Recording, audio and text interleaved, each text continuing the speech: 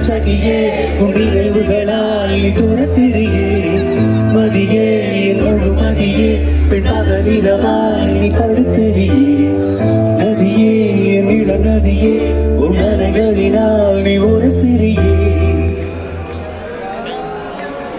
மிக மிக கூர்மையாய் ரசித்ததும் கண்களாய் மிருதுவாய் பேசியே வசித்ததும் வார்த்தைதான் கண்களை காணவே இமைகள்